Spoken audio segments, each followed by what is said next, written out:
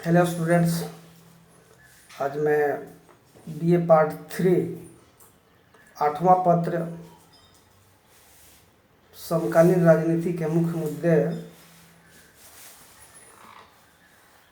विषय में क्लास लेने जा रहा हूं, जो वीडियो टीचिंग के माध्यम से पार्ट 3 के छात्रों के लिए उपयोगी है।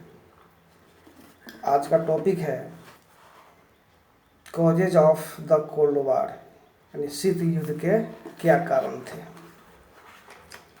द्वितीय महायुद्ध ने दो महाशक्तियों संयुक्त राज्य अमेरिका और सोवियत संघ को जन्म दिया।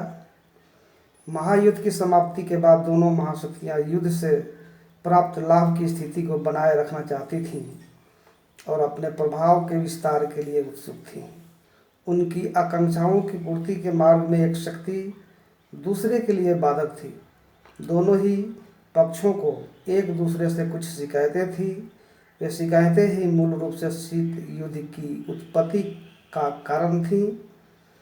शीत युद्ध की उत्पत्ति के यानी शीत युद्ध के प्रमुख कारण इस प्रकार हैं।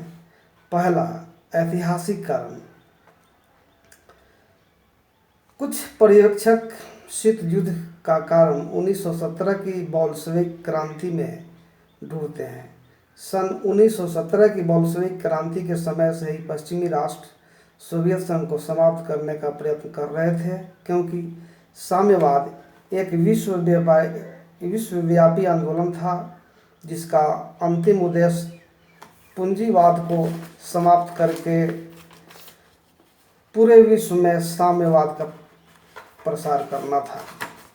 ब्रिटेन ने सोवियत संघ को और अमेरिका ने उसे 1933 में ही मान्यता दी थी।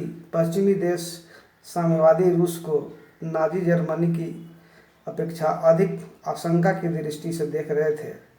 पश्चिमी देश हिटलर को सोवियत संघ पर आक्रमण करने के लिए प्रेरित करते रहे।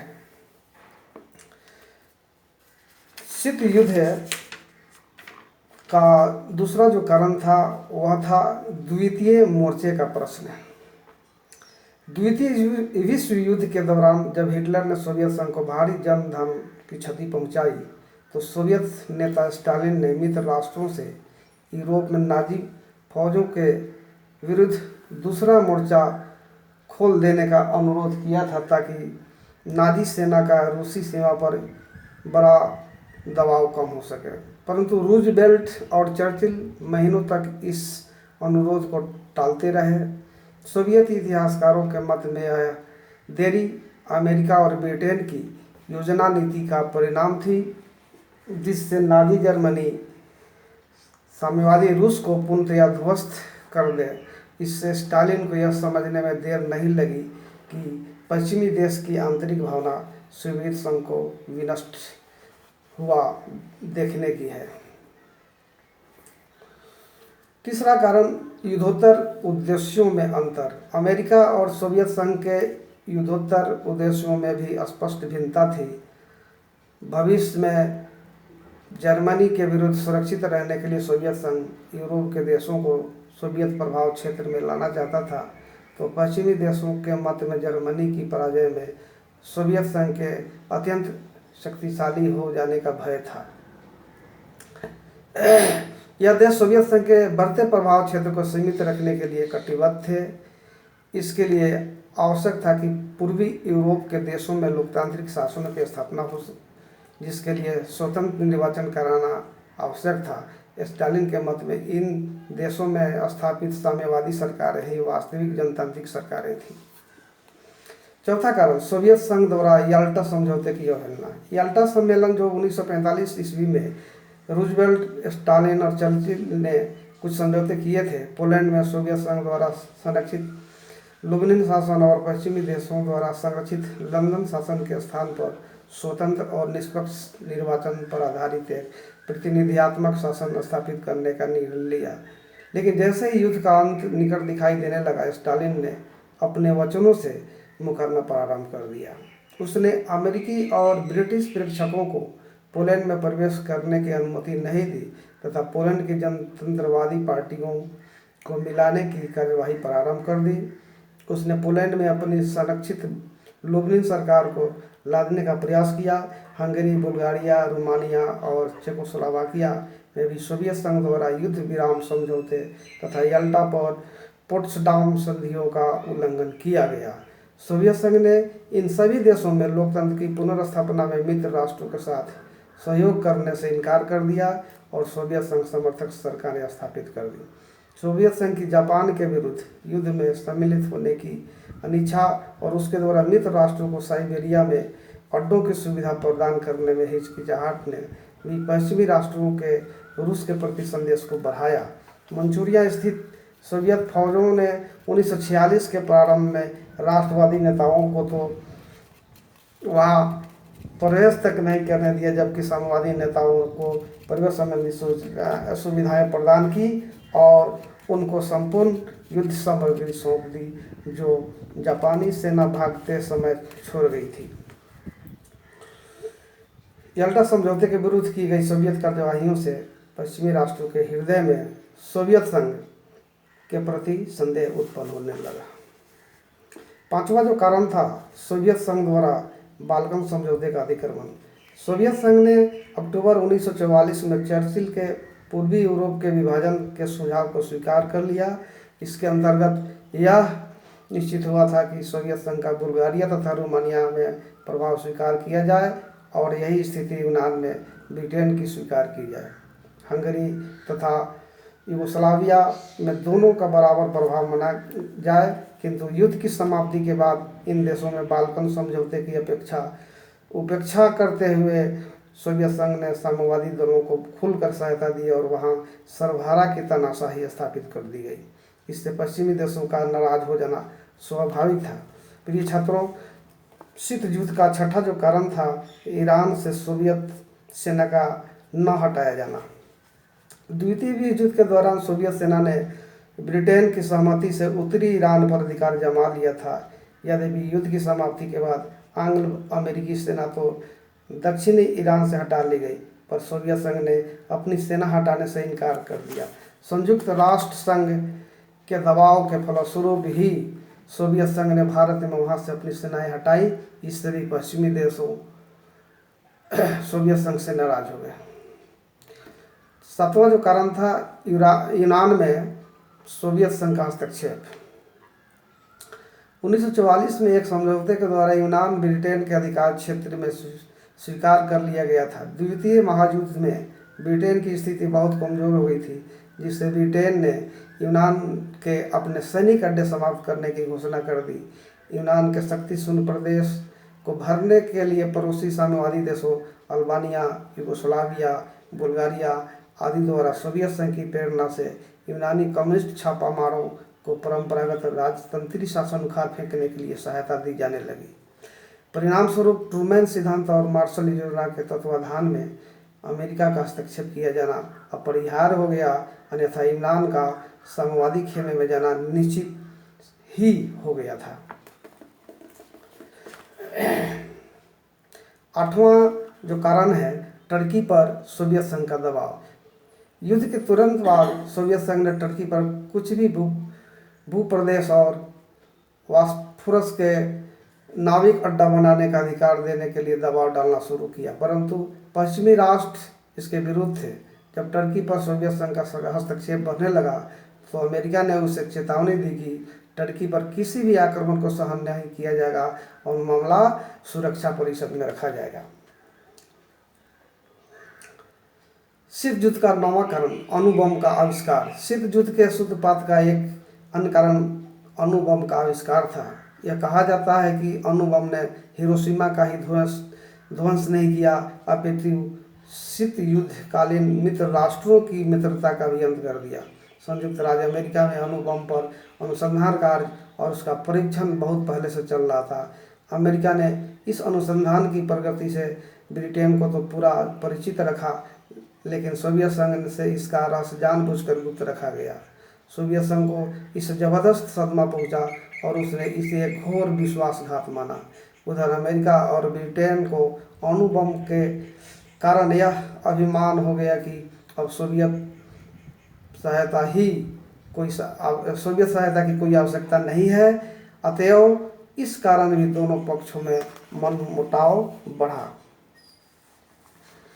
शीत युद्ध का 10वां कारण जो है सोवियत संघ द्वारा अमेरिका विरोधी प्रचार अभियान। द्वितीय महायुद्ध समाप्त होने के कुछ समय पूर्व से ही प्रमुख सोवियत पत्रों में अमेरिका की नीतियों के विरुद्ध घोर आलोचनात्मक लेख प्रकाशित होने लगे। इस प्रचार अभियान से अमेरिका के सरकारी और गैर सरकारी क्षेत्रों में बड़ा विक्षोभ फैला और अमेरिका ने अपने यहाँ बढ़ती हुई साम्यवादी गतिविधियों पर अंकुश लगाना प्रारंभ कर दिया ताकि अमेरिका से साम्यवाद के प्रभाव को बढ़ने से रोका जा सके। सोवियत संघ ने अमेरिका में भी साम्यवादी गतिविधियों को प्रेरित किया। 1945 के प्रारंभ में स्ट्रेटेजिक सर्विस के अधिकारियों को यह ज्ञात हुआ कि उनकी संस्था के गुप्त दस्तावेज साम्यवादी संरक्षण में चलने वाले पत्र अमेरिशिया के हाथों में पहुंच गए हैं। 1946 में कैनेडियन रॉयल कमीशन की रिपोर्ट में कहा गया कि कनाडा का साम्यवादी दल सोवियत संघ की एक भुजा है। ऐसी स्थिति में अमेरिकी प्रशासन साम्यवादी सोवियत संघ के प्रति जागरूक हो गया और उन्होंने साम्यवाद का हौगा खड़ा कर दिया। सोवियत संघ ने अमेरिका की इस कार्यवाही को अपने विरुद्ध समझा और उसने भी अमेरिका की कटु आलोचना करने का अभियान प्रारंभ कर दिया। परिणाम स्वरूप शीत युद्ध में वृद्धि हुई। शीत युद्ध का 11वां जो कारण है वह है पश्चिम की सोवियत विरोधी नीति और प्रचार अभियान। पश्चिम की सोवियत विरोधी नीति और प्रचार अभियान ने जलती आहुति में घी का काम किया। 18 अगस्त 1945 को बर्नेच तथा बेविन ने अपनी विज्ञप्ति में सोवियत नीति के संदर्भ में लिखा है कि हमें तानाशाही के एक स्वरूप के स्थान पर उसके दूसरे स्वरूप के संस्थापन को रोकना चाहिए। 5 मार्च 1946 को अपने फुलटन भाषण में चर्चिल ने कहा कि बाल्टिक में स्टेटिन को लेकर एडियाटिक में ट्रिस्ट तक महाद्वीप में एक लौह आयरन छा गया है। ये सभी प्रसिद्ध नगर और सोवियत संघ में बसने वाली जनता न होकर केवल सोवियत प्रभाव में है बल्कि सोवियत नियंत्रण में है। उसने आगे कहा कि स्वतंत्रता की दीप शिखा प्रज्वलित रखने और ईसाई सभ्यता की सुरक्षा के लिए एक आंग्ल अमेरिकी गठबंधन की आवश्यकता है। चर्चिल के फुलटन भाषण के दूरगामी परिणाम हुए। अप्रैल 1946 के उपरांत दोनों पक्षों ने अपने मतभेदों को खुलेआम प्रकट करना शुरू कर दिया, जिसमें दोनों पक्षों का एक दूसरे के प्रति शत्रुतापूर्ण दृष्टिकोण एक नग्न सत्य बन गया। यह शायद चर्चिल के व्याख्यान का ही प्रभाव था जिसने मुनरो सिद्धांत को एक निश्चित स्वरूप प्रदान किया और जिसने मार्शल योजना को जन्म दिया। चर्चिल के फुलटन भाषण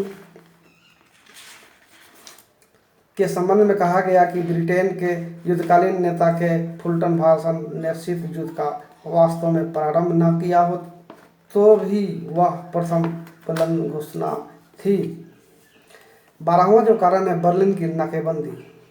सोवियत संघ द्वारा लंदन प्रोटोकॉल जो जून 1948 को हुआ था उसका उल्लंघन करते हुए बर्लिन की नाकेबंदी कर दी गई। इससे पश्चिमी देशों ने सुरक्षा परिषद में सोवियत संघ की नाकेबंदी के विरुद्ध शिकायत की और इस कार्यवाही को शांति के लिए घातक बताया गया। 13वां जो कारण है सोवियत संघ द्वारा वीटो का बार बार प्रयोग किया जाना। सोवियत संघ ने अपने वीटो के अनियंत्रित प्रयोगों द्वारा संयुक्त राष्ट्र संघ के कार्यों में बाधा डालना प्रारंभ कर दिया, क्योंकि यह संयुक्त राष्ट्र संघ को विश्व शांति और सुरक्षा स्थापित करने वाली एक विश्व संस्था न मानकर अमेरिका के विदेश विभाग का एक अंग समझता था। इसलिए वीटो के बल पर उसने अमेरिका और पश्चिमी देशों के लगभग प्रत्येक प्रभाव को निरस्त करने की नीति अपना ली। सोवियत संघ द्वारा वीटो के इस प्रकार दुरुपयोग करने से पश्चिमी राष्ट्रों की यह मान्यता बन गई कि वह इस संगठन को समाप्त करने के लिए प्रयत्नशील है।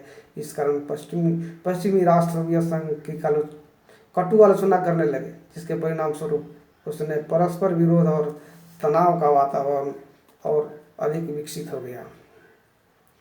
14वां कारण सोवियत संघ की लैंड लीज सहायता बंद किया जाना। लैंड लीज एक्ट के अंतर्गत अमेरिका द्वारा सोवियत संघ को जो आंशिक आर्थिक सहायता दी जा रही थी उससे वह असंतुष्ट तो था ही, क्योंकि वह सहायता अत्यंत अल्प थी। किंतु इस अल्प सहायता को भी राष्ट्रपति ट्रूमैन ने द्वितीय विश्व युद्ध के बाद एकाएक बंद कर दिया, जिससे सोवियत संघ का नाराज होना स्वाभाविक था। 15वां कारण शक्ति संघर्ष। शक्ति संघर्ष के संदर्भ में मर्गेनथाउ का कथन है कि अंतर्राष्ट्रीय राजनीति शक्ति संघर्ष की राजनीति है। विश्व में जो भी परम शक्तिशाली राष्ट्र होते हैं उनमें प्रधानता के लिए संघर्ष होना अनिवार्य होता है। द्वितीय विश्व युद्ध के बाद सोवियत संघ तथा अमेरिका दो शक्तिशाली राज्यों के रूप में उदय हुआ, अतः इनमें विश्व प्रभुत्व स्थापित करने के लिए आपसी संघर्ष होना अनिवार्य था। अंतर्राष्ट्रीय राजनीति का यह माना हुआ सिद्धांत है कि शक्ति राजनीति को सैद्धांतिक आदर्शों का जामा पहनाया जाता है। अतः कई विचारक तो शीत युद्ध को पुरानी शक्ति संतुलन की राजनीति का नया संस्करण मानते हैं, जिसमें दोनों महाशक्तियां अपना प्रभुत्व बढ़ाने में जी जान से लगी हुई थी। धीरे धीरे इसे सैद्धांतिक आधार दे दिया गया। और अंतिम कारण 16वां कारण हित संघर्ष है। शीत युद्ध वस्तुतः राष्ट्रीय हितों का संघर्ष था। द्वितीय महायुद्ध के उपरांत अनेक मुद्दों पर सोवियत संघ और अमेरिका के स्वार्थ आपस में टकराते थे। ये विवादास्पद मुद्दे थे जर्मनी का प्रश्न, बर्लिन का प्रश्न, पूर्वी यूरोप में साम्यवादी शासन की स्थापना करना आदि। प्रिय छात्रों, जो पार्ट 3 के हैं, मैं आशा करता हूँ कि मेरी इस वीडियो टीचिंग से आप अपनी तैयारी करने में समर्थ होंगे। धन्यवाद।